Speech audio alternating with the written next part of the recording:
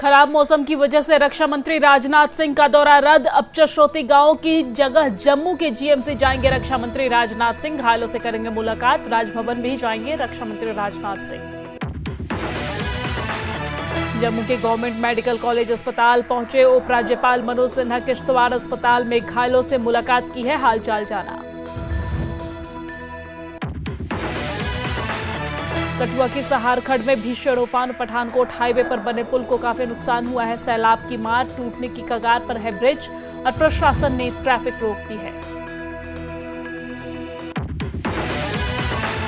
जम्मू में भी लगातार हो रही बारिश मुसीबत बन गई है। तालाब, तिल्लों समेत कई इलाकों में जलभराव की स्थिति देखने को मिल रही है। रिहायशी इलाकों में घुसा पानी, लोगों को काफी परेशानियों का सामना करना पड़ रहा है। सांबा में बाढ़ और भूस्खलन की वजह से मुश्किलों में हालात।